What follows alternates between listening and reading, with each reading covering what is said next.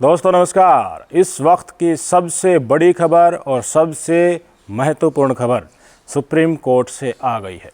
CGI Chandrachud साहब ने राहुल गांधी की मानहानि को लेकर जो सज़ा सुनाई गई है उसकी दोष सिद्धि के लिए और सज़ा पे रोक लगाने के लिए जो रिक्वेस्ट की गई थी कि जल्दी हमारी सुनवाई हो जाए उसको मान लिया है और शुक्रवार को यानी कि 21 जुलाई को उन्होंने तारीख निर्धारित कर दी है कि देखिए आप 21 जुलाई को आइए। आज आपने रिक्वेस्ट की थी, इस रिक्वेस्ट को हमने एक्सेप्ट कर लिया है और आज से मात्र 2-3 दिन बाद ही 21 जुलाई को हम इस पूरे मामले की सुनवाई करेंगे और 2-3 दिन में यानी कि अगले मंगलवार तक इसका निपटारा भी कर देंगे। सुप्रीम कोर्ट में ये मामला किस तरह से गया और क्या आशा लगाई जा रही हैं ये देखना बहुत महत्वपूर्ण होगा।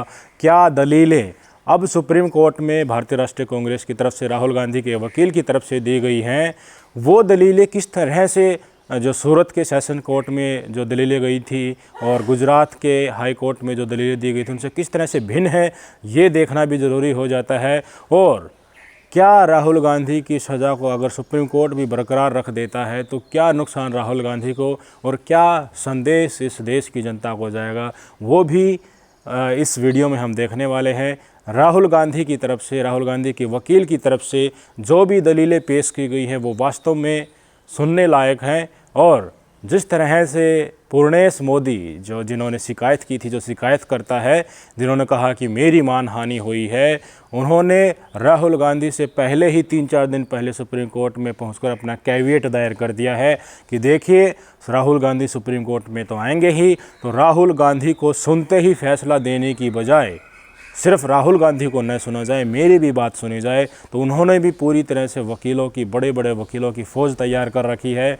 जो पक्ष जिस तरह से राहुल गांधी ने और उनके वकीलों ने रखा है उनका काट करने के लिए एक तरीके से जो गुजरात का हाई कोर्ट का जो ऑर्डर है और जो सूरत सेशन कोर्ट का जो ऑर्डर है उसको एज इट इज़ बरकरार रखने के लिए पूर्णेश मोदी और मोदी सरकार ने, मौजूदा सत्ता ने पूरा जोर लगा रखा है। क्योंकि सबसे बड़ा काटा और सबसे बड़ा रोड़ा भारतीय जनता पार्टी के लिए, मोदी साहब के लिए आज के दिन राहुल गांधी है और उनका उभरता हुआ जनाधार है। तो इसको रोकने के लिए वे किसी भी हद तक जा सकते हैं।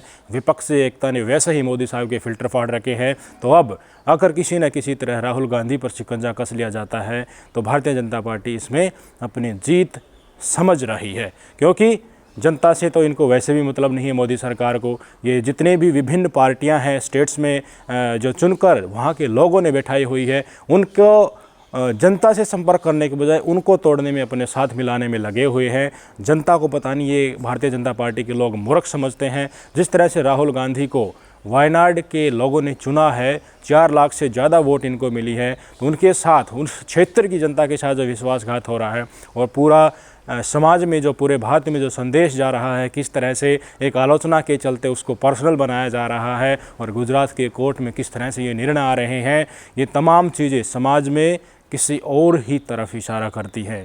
तो मोदी सरकार कहीं ना कहीं तरह से अपने मन में तो खुश हो रही है, पर एक बहुत बड़ी भूल कर रही है। राहुल गांधी के केस में भी वो देश की जनता को धोखा दे रही है, देश की जनता को नाराज़ कर रही है। उल्टे जनता की सहानुभूति राहुल गांधी के साथ, कांग्रेस पार्टी के साथ और ज़्यादा बढ़ गई है। भारत जोड़ो यात्रा का असल असर दिखना जो महसूस हुआ है अभी कर्नाटक चुनाव में भी और भी राज्यों में दिखने लगा है, उसके जिम्मेवार सिर्फ और सिर्फ भारतीय जनता पार्टी है। और जिस तरह से उनसे संसद की सदस्यता छीन ली गई, घर छीन लिया गया, ये तमाम चीज़ें जो उनके साथ हुई है, जो सहानुभूति भारत की जनता की उनके साथ जुड़ी है, ये किसी न किसी तरह मोदी सरकार के लिए खतरे की घंटी बन रही है। और जिस तरह से ईडी, सीबीआई और तमाम सरकारी संस्थाओं के दुरुपयोग की वजह से डरा कर, धमका कर, पार्टियों को तोड़कर, जनता को नाराज़ कर कर, क्योंकि उन्हीं पार्टियों को तोड़कर अपने अंदर मिलाया जा रहा है जिनमें जिन पार्टियों ने बीजेपी के अगेंस्ट में माहौल बनाकर वोट मांगा था, उन्हीं पार्टियों को बीजेपी में मिलाया जा रहा है। तो कहीं ना कहीं वो उस क्षेत्र की जनता जिन्होंने मोदी के खिलाफ वोट दिए थे, बीजेपी के खिलाफ वोट दिए थे, तो वो जनता नाराज़ किसी न किसी तरह से हो रही है। तो यहाँ एक थोड़ा सा एनालिसिस करने का मतलब यही है कि मोदी सरकार अपने दम पर ये करना चाहती है कि हम किसी तरह से संस्थाओं को लपेटे में ले लें, पार्टियों को लपेटे में ले लें, बड़े बड़े नेता आ रहे हैं उनको ठिकाना लगा दें। जनता तो बेवकूफ़ है, उनको हम ऐसे ही अपने तरीके से ही एडजस्ट कर ही लेंगे।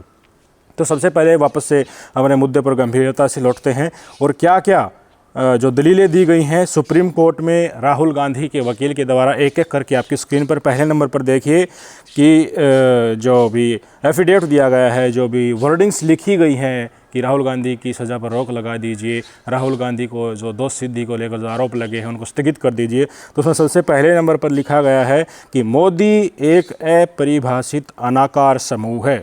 डेफिनेटली जो आईपीसी की धारा 499 और 500 है उसमें ये लिखा गया है स्पष्ट तौर पर कि मानहानि जो एक डिफाइंड ग्रुप है उसके खिलाफ अगर कोई टिप्पणी की जाती है, जैसे SC ST एक्ट लगता है, किसी विशेष व्यक्ति के अगेंस्ट में कुछ बोल दिया, जाति सूचक शब्द का इस्तेमाल कर लिया, उस समय पर मानहानि होता है, उस समय पूरे समुदाय की मानहानि मानी जाती है। मोदी जो मैं कहूँगा एक क्लास वो डिफाइंड ही नहीं है, कहीं मोदी OBC में हैं, कहीं मोदी जर्नल में हैं, तो कहीं मोदी पंडित भी हैं, तो कहीं मोदी जनरल क्लास में भी हैं, तो कहीं दबे कुचले शब्द तक अल्पसंख्यकों तक भी आते हैं। तो एक डेफिनेटली मोदी समुदाय जो है वो एक डिफाइंड वर्ग नहीं है, पर्टिकुलर डिफाइंड। और देखिए ये एक पूरा का पूरा जो मोदी समुदाय है ये एक दबे कुचले समाज से आता है, OBC से आता है। तो सुप्रीम कोर्ट या कोई भी कोर्ट उसको कंसिडर कर सकते हैं। देखिए ऐसे शब्द बोलने से उस पूरे समुदाय को हर्ट हुआ है। तो जो 13 करोड़ लोग हैं जिनके सरनेम मोदी हैं वो समाज में एक तरह से डिफाइंड ही नहीं है, खुद बटे हुए हैं, जातियों में, समाजों में बटे हुए हैं। तो राहुल गांधी के द्वारा टिप्पणी करना किस तरह से पूरे मोदी समाज का अपमान हो गया, ये दलील, पहले नंबर की दलील अभिषेक मनु सिंघवी ने सुप्रीम कोर्ट में जो अपनी रिपोर्ट दाखिल की है, जो अपना वक्तव्य दिया है, उसमें पहले नंबर पर यह मेंशन किया है। दूसरे नंबर पर क्या किया है वो आपके अपनी स्क्रीन पर देख सकते हैं। टिप्पणी शिकायतकर्ता के खिलाफ नहीं है। डेफिनेटली राहुल गांधी ने रैली में कहा था कि ललित मोदी, नीरव मोदी, ये सारे जितने भी हैं इन सब के पीछे मोदी ही नाम कैसे हैं, इन सारे चोरों के पीछे। तो इसमें किसी भी तरह से पूर्णेश मोदी जिन्होंने शिकायत की है, जो भाजपा के सूरत से विधायक हैं, उनको किस तरह से हर्ट हो गया, उनका तो नाम ही नहीं लिया गया है। और मोदी समुदाय मैंने बता दिया कुछ डिफाइंड है ही नहीं।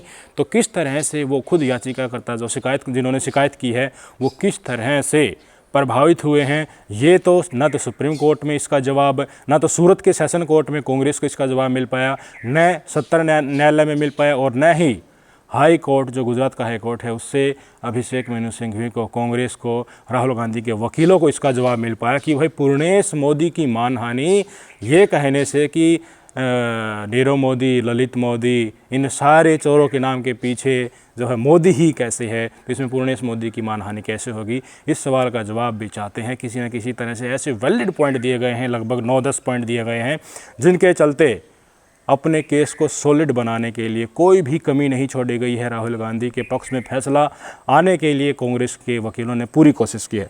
तीसरे नंबर का पॉइंट आप अपनी स्क्रीन पर देखिए। शिकायतकर्ता ने यह नहीं बताया कि वह इस बयान से किस तरह से प्रभावित हुए हैं। डेफिनेटली साथियों, शिकायतकर्ता के पास केवल गुजरात का मोदी उपनाम है जिसने न तो दिखाया है और न ही किसी विशिष्ट या व्यक्तिगत अर्थ में अक्षतिगत होने का आरोप लगाया है। तीसरा, शिकायतकर्ता ने स्वीकार किया है कि वो मौढ़ वणिका समाज से आता है। यह शब्द मोदी के साथ विनिमय नहीं है और मोदी उपनाम विभिन्न जातियों में मौजूद है। बड़ा ही वैलिड पॉइंट है। उन्होंने खुद कहा है कि वो मौढ़ वणिका समाज से आता है, और जिस मौढ़ वणिका समाज से सारे मोदी नहीं आते हैं, उस समाज से आते हैं, तो वो किस तरह से शिकायतकर्ता उनके इस वक्तव्य से प्रभावित हो गए। ये तीसरे नंबर का पॉइंट था।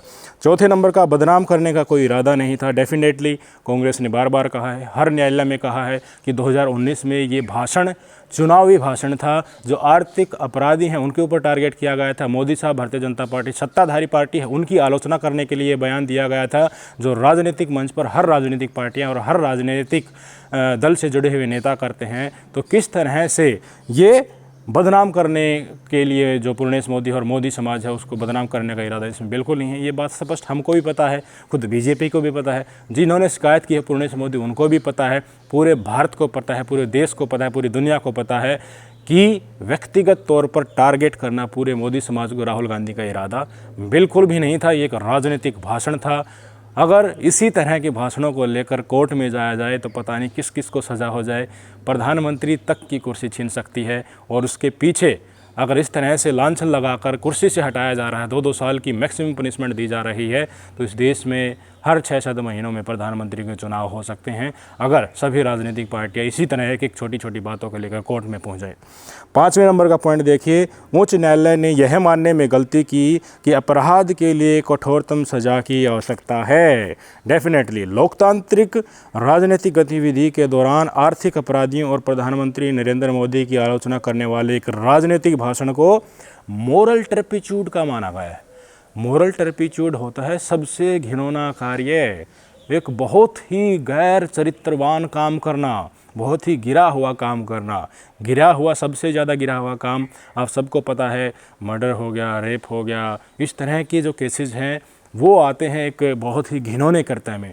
तो उच्च न्यायालय ने कहा है कि राहुल गांधी का जो केस है मोरल टर्पिट्यूड कैसा है। उन्होंने तक आलोचना ही की है जो आर्थिक अपराधी है और सत्ताधारी पार्टी है, तो आलोचना करना भला मोरल टर्पिट्यूड कैसे होगा। और मोरल टर्पिट्यूड के बेसिस पे आप कह रहे हैं कि राहुल गांधी के खिलाफ इस तरह का केस बनता है मोरल टर्पिट्यूड का, इसलिए हम उनकी सज़ा को बहाल नहीं कर सकते। इनके खिलाफ तो और भी केसेस चल रहे हैं, वीर सावरकर का अपमान का केस ही चल रहा है, जबकि देखिए वो केसेस सिद्ध नहीं हुए हैं। केसेस तो पता नहीं किस किस के खिलाफ राजनीतिक माहौल में चलते रहते हैं, जो केसेस सिद्ध ही नहीं हुए उनका उदाहरण देना और मोरल टर्पिट्यूड इसको बताना जो दूर दूर तक उन अपराधों के लिए यूज़ किया जाता है जो राहुल गांधी के केसेस में एप्लीकेबल ही नहीं हो रहे हैं।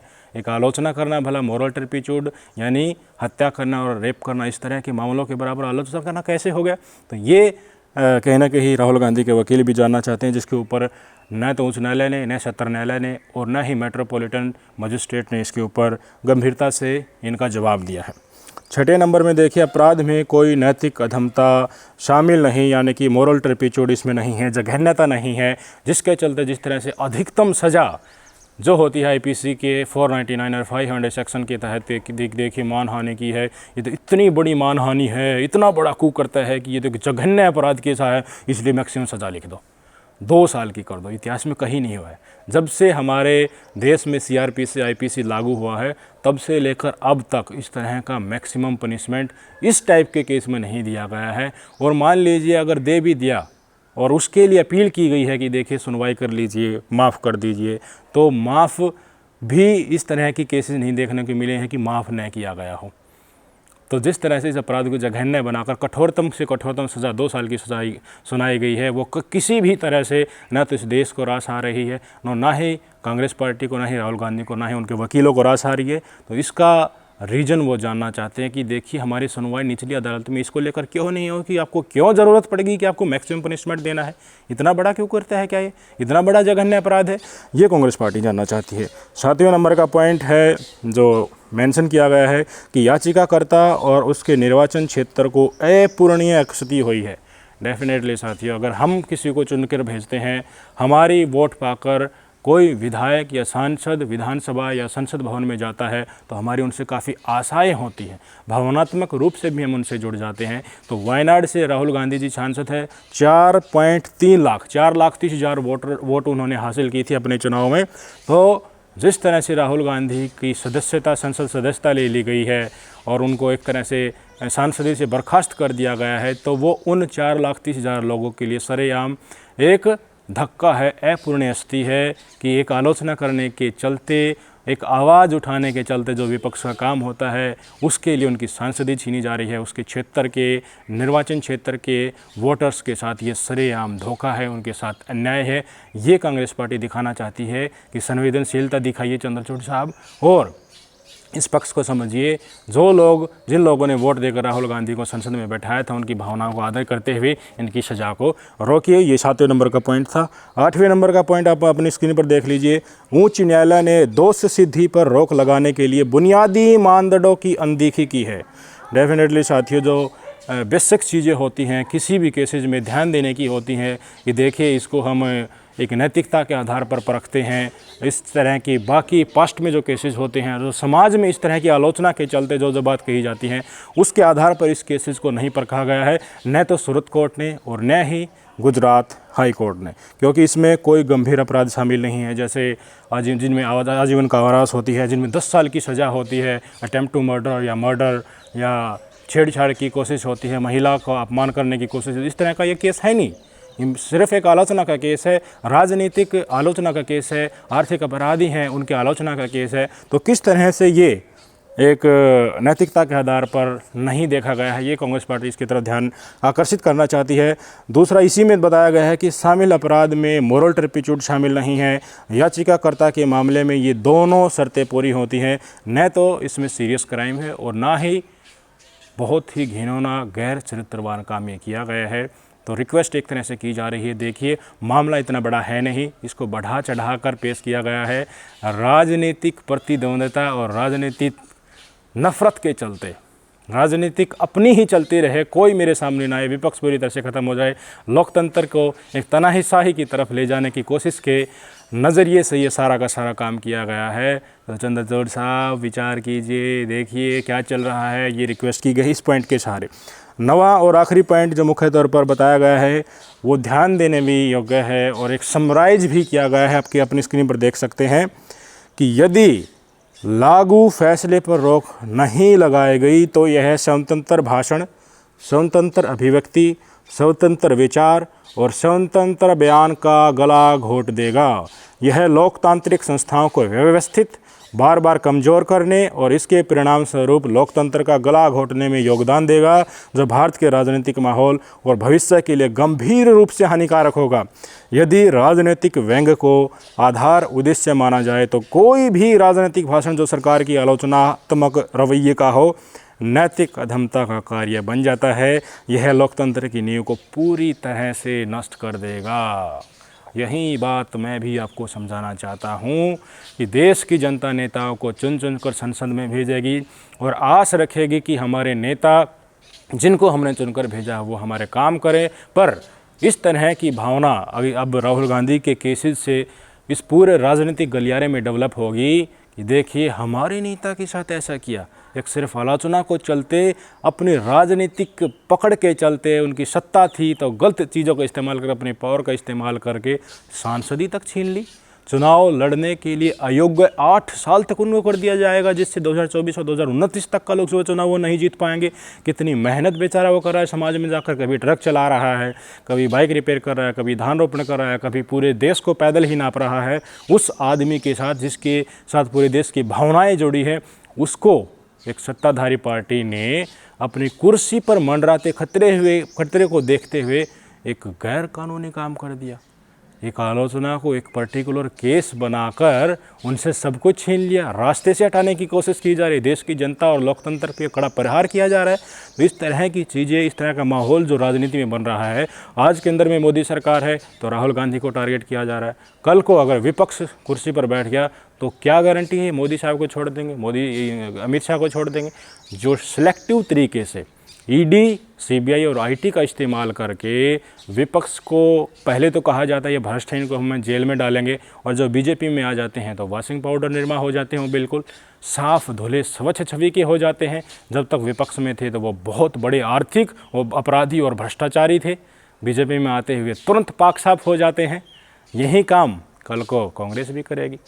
जिस तरह से राहुल की सदस्यता छीनी जा रही है, इसी तरह मोदी साहब की भी सदस्यता छीनी जाएगी। फिर कहाँ जाएंगे ये?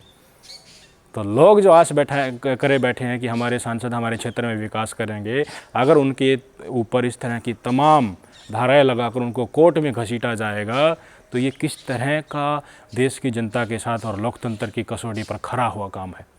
ऐसे तो फिर हर भाजपा का सांसद, हर कांग्रेस के सांसद के ऊपर, हर टीएमसी के सांसद के ऊपर, हर एनसीपी के सांसद के ऊपर, हर विपक्षी के ऊपर वो आरोप लगा देगा और कोर्ट में उसको घसीट लेगा छोटी सी आलोचना करने के लिए। और जब केंद्र में कांग्रेस की सरकार आ जाएगी या विपक्ष प्रधानमंत्री की कुर्सी पर बैठ जाएगा, तब पूरे की पूरी बीजेपी को, पूरी की पूरी एनडीए के सारे सांसदों के ऊपर, विधायकों के ऊपर, और मैं कहूँगा और छोटे लेवल पर अगर इसी तरह का नीच काम हो गया तो और नीचे तक भी ऐसा ही चला जा सकता है कि क्योंकि कोई भी अगर वोट मांगने कोई भी राजनेता फील्ड में जाता है तो सिरेआम सत्ताधारी पार्टी जिसके पास पावर है उसकी वो आलोचना करता है, आलोचना के जरिए ही तो वोट मांगी जाती हैं। तो पूरा का पूरा सेटअप ही ऐसे एक दूसरे की तरफ नफ़रत का माहौल बन गया, घिनता एक दूसरे की तरफ आने लगी, और उसको रास्ते से हटाने के लिए आपके पास अगर कुर्सी है, पावर है, तो आप अपने ही मनगढ़ंत तरीके से उसके ऊपर झूठे केस लगाकर उनको रास्ते से सफाया कर दोगे। कल को आपकी कुर्सी छीनेगी। आज राहुल गांधी को आप जेल भिजवा दोगे तो कल को कांग्रेस से कोई और निकल कर वो प्रधानमंत्री बन गया तो फिर वो आपको क्यों बख्शेगा? ये चीज़ें राजनीतिक पार्टियां तो इनको झेलेंगी ही, साथ ही साथ सबसे बड़ा हानिकारक देश की जनता के लिए और लोकतंत्र के लिए। जिस तरह से सुप्रीम कोर्ट का निर्णय आया, फिर इसी को अपहोल्ड कर लिया हाई कोर्ट ने, गुजरात के हाई कोर्ट ने, और साथ में उन केसेस का जिक्र कर दिया जिनका फैसला आया ही नहीं है। ये बहुत ही घातक है। चंद्रचूड़ साहब से बहुत बड़ी आस है, इसीलिए भगवान ने भी किसी न किसी तरह सुन ली है कि राहुल गांधी का ये केस सीधा चंद्रचूड़ साहब के पास ही जा रहा है, और उनसे आस ही पूरे देश को है कि देखिए इस व्यक्ति के पास अगर केस है तो न्याय होगा। अगर राहुल गांधी ने वास्तव में अपमान किया है तो वो उनको गलत भी ज़रूर ठहराएंगे, अगर राहुल गांधी ने गलत नहीं किया है तो उनको डेफिनेटली न्याय भी मिलेगा। सच्चाई सबको पता है। राहुल गांधी के द्वारा दिया गया भाषण एक राजनीतिक और आर्थिक अपराध जिन्होंने किया है उनकी तरफ इशारा था, नरेंद्र मोदी सरकार की आलोचना की तरफ इशारा था। व्यक्तिगत तौर पर राहुल गांधी ऐसे इंसान नहीं है। मैं खुद भारत जोड़ो यात्रा में मैंने काफ़ी पैदल उनके साथ भारत जोड़ो यात्रा कवर की है। व्यक्तिगत तौर पर वो बिल्कुल ऐसा नहीं करना चाहते किसी भी समाज के साथ, देखिए कि उनको चोट पहुँचे। बार बार पत्रकार भी कहते हैं, विपक्ष भी कहते हैं कि गोदी मीडिया ने देश को बर्बाद कर दिया। राहुल गांधी से इसी तरह का सवाल पूछा गया था, उन्होंने कहा कि मैंने आज तक ये शब्द इस्तेमाल नहीं किया है कि गोदी मीडिया, मैं इस तरह का शब्द इस्तेमाल ही नहीं करता हूँ। अडानी को भी वो अडानी जी कहकर बोलते हैं।